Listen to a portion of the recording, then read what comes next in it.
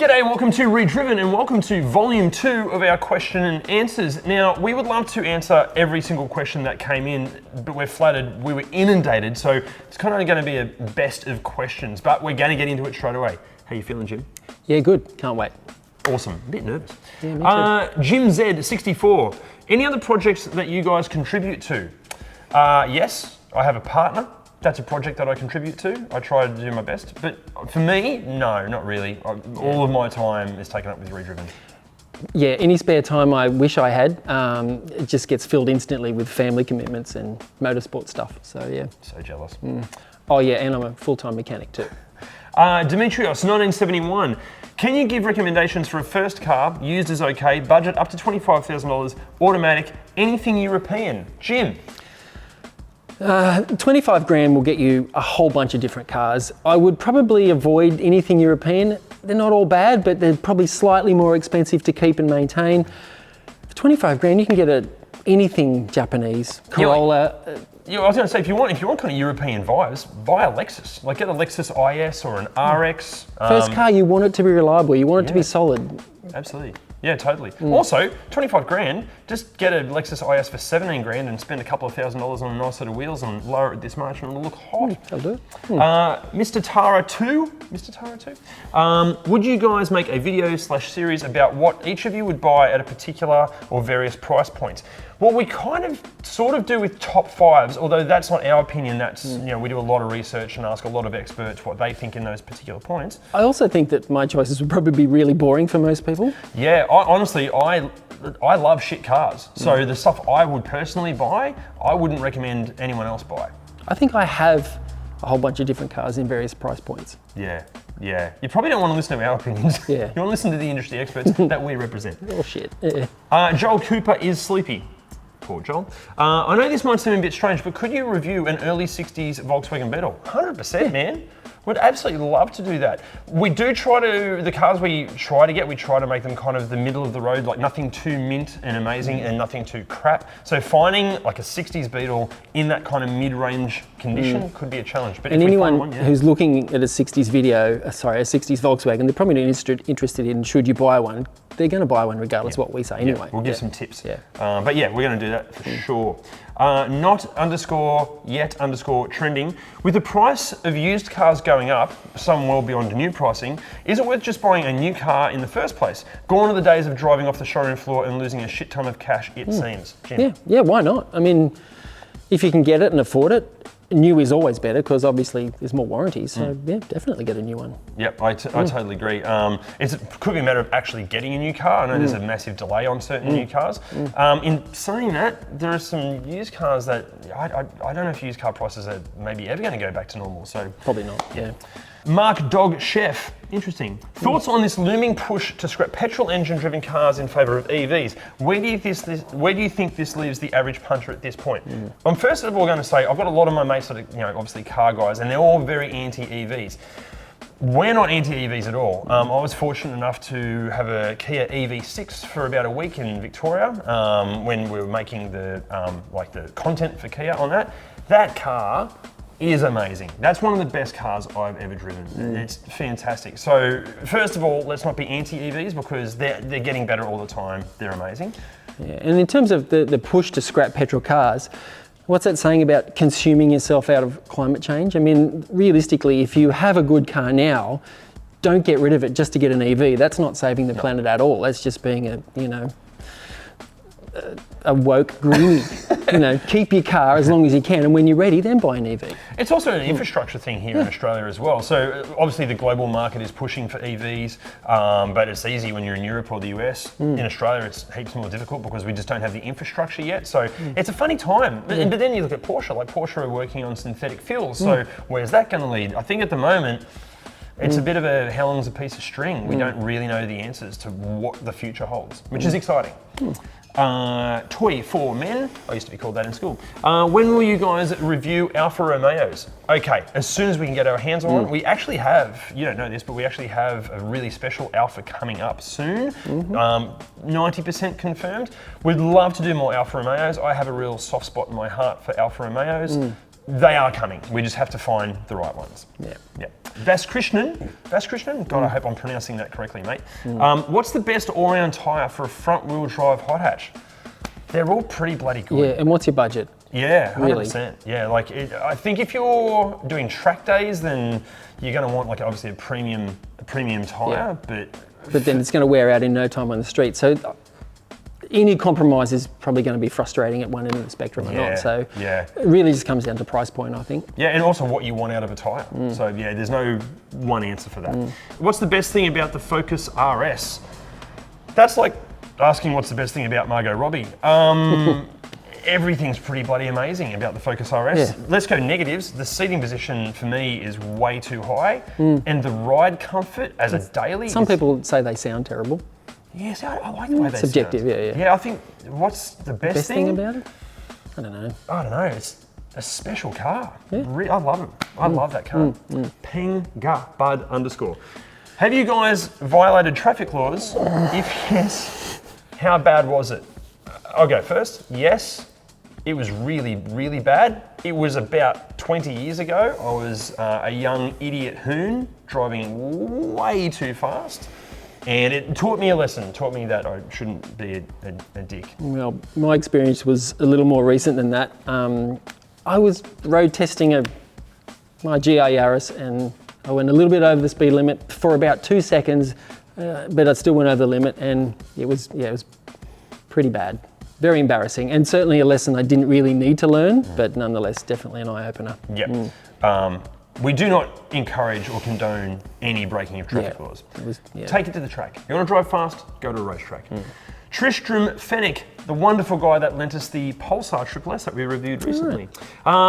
He asks, why is there not a review for the GI Yaris yet? Because we have, two reasons. We have some big plans for the GI Yaris as far as content coming up.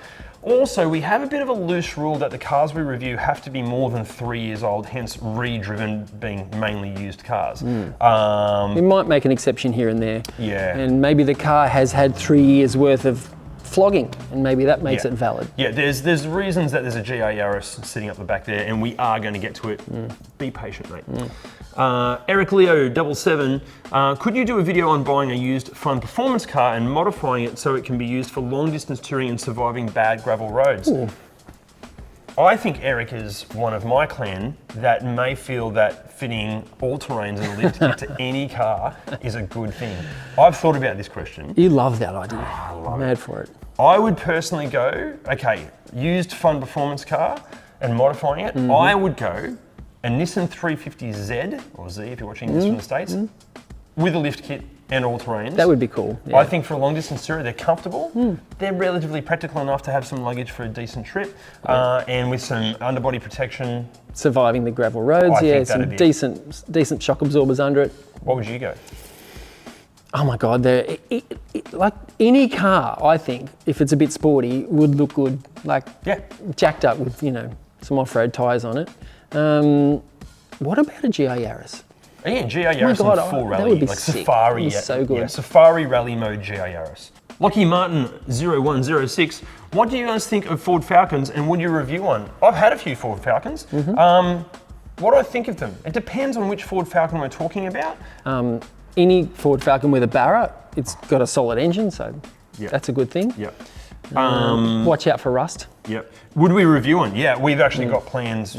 We haven't done a lot of Aussie content because we want the channel to get bigger so we can expose more of the world to how good Aussie cars have been. So there's a reason that we haven't done a lot of Aussie stuff. We'll get to it. We are 100% getting to it. We've got a whole bunch of Falcons kind of in the wings, ready to go. So it's happening. Question for Jim. Which car has he seen the most of, but with the least amount of problems? I think I know the answer to this. I reckon statistically, it's a Toyota. It's probably a Camry. Oh, I think you're going to say Echo. No, well, it's what we see the most of in the workshop, I'm assuming. There are more Camrys out there. They are slightly more reliable than a Corolla. Corollas have a few issues with coil packs and wheel bearings, but honestly, Camrys, we see plenty of Camrys and Orions, I should say, specifically, for servicing. Honestly, hardly ever a problem. Nice. Really, virtually never. Cool. Okay, Bicep University, or it might be Bice Pun University. Thoughts on the VE SV6 Commodore? Okay, first of all, Great car. hang on. That car with a dodgy exhaust system is possibly the worst sounding thing in the world next to those piece of shit Harley Davidsons. The car itself is good. I think it's been ruined by association. It's like Cold Chisel. Good band, ruined by association. A reliable car, good all-rounder, but yeah, has been ruined by some owners. Yep, some hoons have destroyed. Yeah, anyway, I'm not going to get political. Single tyre fire. Yeah. Jono McManus, 22. I want to get a new petrol or diesel four-wheel drive in the next year or so. Should I wait for battery or hybrid models to be made more available, or is a petrol or diesel option still a good decision? Cheers. Well, I don't think you can buy a petrol four-wheel drive anymore. The new Ranger. The new one's coming in. Oh, the V6? Yeah, okay. Yeah. That's a bit, well, yeah. Yeah. Most of them are diesel. Yeah. The Raptor's probably a good thing. I probably wouldn't wait for a hybrid, just get one. Yeah, it's a while away. Yeah. I think it's going to be a little while until we're going to see. If you really want to wait, why don't you buy a new Rivian or something like that? God, I'd have a Rivian. Or even what's the new Ford Lightning? Yeah, oh my God, I'd what have a car. The Rivian. I'd have a Rivian in a heartbeat. But I wouldn't wait. I'd just get one. Not yet trending again. How did you get into motoring journalism? That's you. Have I even gotten into motoring journalism? I definitely not I don't me. think I'm honoured. I shouldn't have that title. No, in all honesty, literally, I saw a show called Inside the Actors Studio, and there's a question in that saying, if you could do any job in the world, what would you do? And I thought, I just want to make videos about cars and talk about cars and travel. And I went, how do I do that? And I just put everything into it, and it sounds so cliched, but just literally followed the dream and just made it happen. Now here we are. Here we are. I'm still technically a mechanic. In saying that, also, I've done it for other people in the past, and doing this for ourselves and doing it the way that we want to do it, even though we don't earn any money doing it yet, is the most fulfilling and best experience I've ever had. So yeah, if you want to be a motoring journalist, just find any way of doing it. Prickly Thorns, if you could review any one car of your choice, what would it be? Oh God, that's a pretty loaded question. So many cars. I've always wanted a R32 GTR. I'd probably review that. That's where I'd start. Yep, we've got one coming up. Yep. Yeah, that's probably my pick of the. Mine's Honda NSX. Oh yeah. Yeah. Also possibly one coming up. Yes, possibly. Ideally a Type R NSX, but yeah, NSX does naughty things to my system. Deeks D. Would you guys do a video on more random oddball cars? 100%. Yeah. We're in the process at the moment of trying to find some more slightly oddball cars. So yeah, there's more coming up, some kind of old stuff, some 80s stuff. Some key cars coming up. Yeah, some key cars, maybe some supercar stuff coming up. Okay, that Red Avenger. Thoughts on American cars here in Australia? Opinions on the Avenger, the Caliber and the Journey. I'm assuming that with your avatar being that Red Avenger, that you might already own an Avenger. Just on that, some of the American cars we see in Oz, some of the Rams and things like that, that are the early ones that have been converted to right-hand drive, they are actually, the conversions are quite often terrible. Yeah. And some of the compromises they, have to have because of the conversion, it just makes them horrible to drive. In some cases, there's nowhere for your left foot at all. Yeah. So if they're a bad conversion, I think they're terrible. I drove I think it was a Camaro many years ago, and it was a right-hand drive conversion. And all they really did was convert where the steering wheel was and the pedals. All the controls, like the fuel flap release and the window controls, like the automatic window down, window up, was still on the passenger side. And the car was shit, honestly. I remember going, oh wow, new Camaro, this is going to be great. And what a dog of a car that was. Some of them are terrible. I'll be honest, okay, our thoughts on them, they do nothing for me. Yeah. Sorry, mate, there's nothing wrong with them as cars. The ones that haven't been converted, the ones that have been made, right-hand drive, they're totally fine. But Yeah. Well, I'd honestly love to review one to see if I can, prove me wrong. Maybe they're great. I haven't had enough experience. Flameproof Moth. Which is the better off-road out there, out of the Toyota Tercel 4-Drive and the Daihatsu Terios? That's a close call. Yeah. I want to say the Daihatsu Terios. Or you go that, I'm going to go to Tercel. We should get one of each and do a full-on four-wheel drive review and become Australia's best four-wheel drive YouTube channel. Yeah, take that title off Mighty Car Mods. And all the other ones. Here's a challenge. If Mighty Car Mods ever see this, Mighty Car Mods gets either the Tercel or the Terios, and we get the other car, and we do a whole bunch of off-roading challenges in our own modified Terios and Tercel. There you go. If you guys are fans of Mighty Car Mods, let them know we're up for that challenge.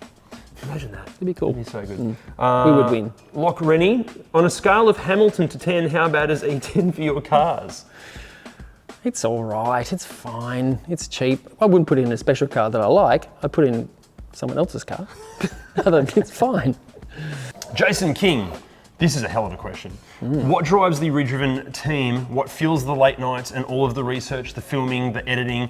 To summarise, what is your common purpose at ReDriven and your mission? What a fantastic question. We have a lot of food delivered after hours. We do. We just had some takeaway there. Wow, what's the common purpose?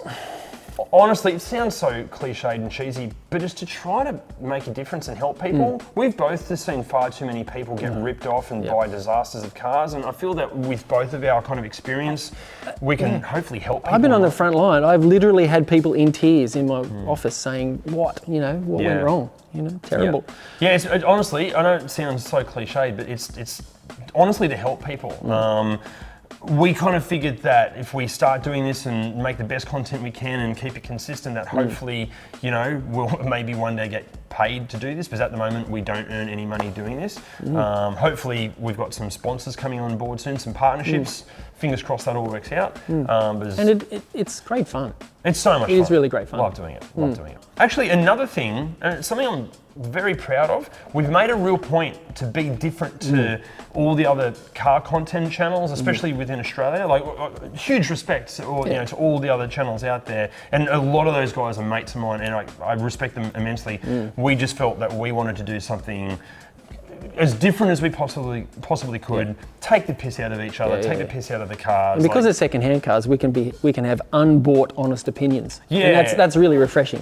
It is. There's a bit of a pressure within the industry, a little bit, to sometimes say nice things all the time, otherwise you don't get invited to the next launch of a car. We don't really give a shit. Like, if we offend Mercedes or Mazda or Volkswagen or Toyota, we'll probably offend them all at some point. We will offend them all at some point. Too bad. Matt Robbo, what cars do you guys drive? Jim, you go first. I got a whole bunch of them. My daily driver is a new Navara, which is pretty good. Does the job. I have a GI Yaris for the weekends, and a couple of other. I got an old workshop ute, and a few other Yaris courtesy cars, but that's pretty much it. Yep. I have a Nissan Stagia called Winston. We made a video on it. The link is up there somewhere. My partner has Lola back here. That's a Toyota Celica, 98 Celica, 460,000 Ks. Nothing's ever gone wrong. Brilliant car. Honestly, it feels like it's got 100,000 Ks. It's amazing. Great car. It's amazing. It might be for sale soon, but if you want to buy it, let us know, because it might have to go. I've also got a Mazda MX-5 kind of race car thing, track car, which I've had no time to take to the track, like, since we started ReDriven. And also I've got a 1999 Subaru WRX, which might have some of the lowest Ks of any WRX in Australia. It's not registered, it doesn't get driven, it's under a cover. It's kind of an investment piece, to be honest. And they're mine.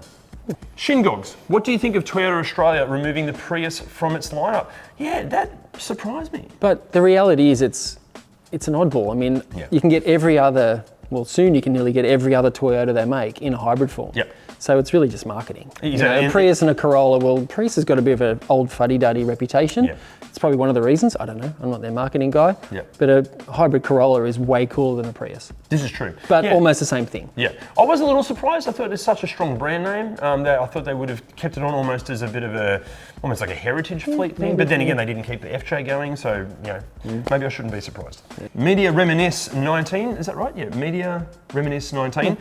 What is your definition of a sports car? Sam and I were talking about this today.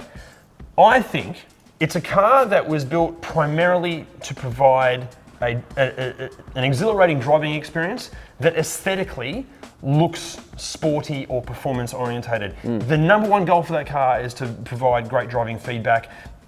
Practicality, safety, all that sort of stuff is kind of secondary. That's my definition. Yeah, I would agree. Always a little bit less practical, a little bit more fun. Yeah. I think, sports car, it's not a hot hatch, that's its own thing. Audi RS4, that's a performance wagon, performance SUVs, they're all its own genre. Yeah, sports car doesn't have to Pretty be... loose description. Yeah, I think, just primarily it's built and looks like it's there for driving. 3-cylinder turbo, are there any mods planned for the GI Yaris? It's already out there. It's already had a bunch of them. Should I list them? Is that what you've do here? it. It's had... That's not a spoiler for what's coming up, is it? no one cares. It's had a whole bunch. It's got coilovers, it's got wheels and tyres, it's got a bit of an upgraded brake package, it's got a piggyback computer, it's got a dump pipe and big exhaust, it's got a Sparco seat, and most of the interior has been taken out of it. Did I miss anything? The front of it is held together with about 50 zip ties because I keep running into things. It's going to make for a really good video. It's possibly the most abused GI Yaris in the world. Some say neglected, I say fit for purpose. It's had a hell of a life. It's had 15 years of use in the 18 months that he's had it. But there's a video coming. Yeah. J. Philly Hilly, which movie has the best car lineup? I know. What do you think? Cars. You can't say cars. That's Just terrible. cars. All right. It's got a great, yeah. I mean, hell yeah. All right. Okay. I think Ronin. I'm a movie wanker. Like, I'm a total snob when it comes to movies. I'm a bit of a wanker when it comes to everything I'm into. Watches, cars, shoes, coffee, food, skinny movies, jeans. music, skinny jeans. I'm going to go with Ronin because it's an artistic film as well as being a car movie. Yeah, but if you list all the cars in Cars, it'll win. But they're animated cars. They're not Still real cars. They are real cars. They're cars. You've had kids for too long. Yeah, it's true. Elliot Nutter. Do you have plans or would you consider reviewing modified and classic cars? Also, what is the policy if someone is to submit their car for review? Do we have any plans or would you consider reviewing modified and classic cars? Well, we kind of already have. They're in there. Yeah, we did a 800 horsepower Mitsubishi Evolution. That's about as modified as you can get. Yep. Classic cars, we had a 205 GTI. That's a classic car. But honestly, we're open to all of the above. Okay, what's the policy if you want to submit your car for a review? The best thing to do is message us on Instagram. We check those messages regularly. So or in the comments in this video, if you've got something that you would like us to review, please let us know. At the moment, we're kind of stuck in New South Wales, Newcastle, Sydney, everywhere in between. But we are going to do some interstate and international trips. So let us know if you've got something. 100%, we'd be very keen. Morgan Ashley Blade, why do flat earthers still exist? Because some people are idiots.